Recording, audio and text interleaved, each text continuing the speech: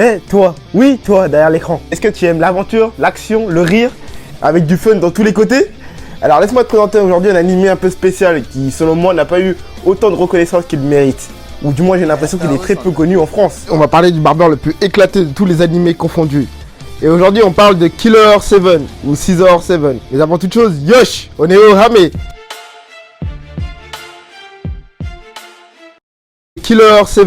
Le style graphique est très différent car il s'agit d'un manga chinois et non japonais créé par He Jiafeng qui totalise un total d'épisodes de 30 sur 3 saisons plus 4 OAV. Le tout disponible sur Netflix. Dans un monde régi par deux grandes nations, l'une ayant préféré les technologies au détriment du corps et l'autre ayant préféré les arts martiaux et les différents styles de combat ainsi que l'assassinat, nous suivons l'histoire de Seth qui se trouve sur l'île Poulet entre les deux îles.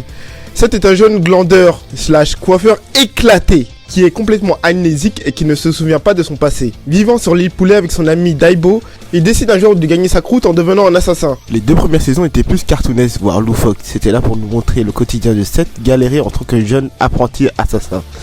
Bien sûr, comme je l'ai mentionné auparavant, Seth est amnésique et il ne se souvient pas de son passé. Et c'est là toute l'intrigue et le force de Killer 7. Car c'est en apprenant sur le passé de Seth que le manga se transforme et redevient de plus en plus sérieux, de plus en plus stylisé grâce au graphique et au dessin que apporte la narration et également les dessinateurs. Et c'est là que tout le manga se transforme. Killer 7 est vraiment une œuvre qui mérite d'être vue au moins une fois si vous avez envie de vous détendre et de chiller devant un bon moment. Attention, je m'arrête là pour ceux qui souhaiteraient découvrir par eux-mêmes. À présent, je vais spoiler un peu sur le passé de Seth. Énorme mention spéciale pour la VF qui est magnifique. Et tous les openings et OST de l'anime. C'est lors de ces différents combats et de ces contrats d'assassinat que Seth a des sursauts de mémoire qui lui reviennent en tête. Il faisait partie autrefois des 10 meilleurs assassins du pays de Zhongwu, les tueurs de l'ombre. Il était le 7e membre et il était le plus jeune, ayant succédé à bien plus, ayant accompli de nombreuses actions qui lui ont valu sa réputation et sa renommée dans tout le pays de Zhongwu, le 7e tueur de l'ombre.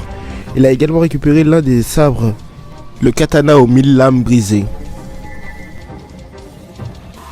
Mais c'est lors de l'une de ses dernières missions qu'il fut trahi par une mystérieuse femme qu'il avait autrefois aidée auparavant. D'un coup de poignard dans le dos, il tombe dans le bassin et perd la mémoire, s'échouant ainsi sur la plage de l'île Poulet. C'est là où toute l'histoire de Seth reprend et que nous découvrons la première saison. Son amnésie, son passé et également sa revanche sur le pays de Zhongwu. Suite à tous ces événements, Seth se remémore un peu plus de son passé et décide ainsi de quitter l'île et de partir à la rencontre du chef des tueurs de l'ombre afin de l'assassiner à son tour. Cette vidéo, je ne me suis pas trop attardé sur les autres personnages de l'univers de Killer 7 qui sont autour de Seth et qui sont tout aussi bien écrits que eux, certains même abordant des thèmes un peu plus réels et un peu plus réalistes. Pour conclure, je dirais vraiment que Killer 7 est une œuvre qui mérite d'être vue et visionnée au moins une fois, de se laisser porter et apprécier par son animation et son style graphique, également la narration et l'histoire qu'il apporte. Énorme mention spéciale pour le Giga Chad d'Ashwin.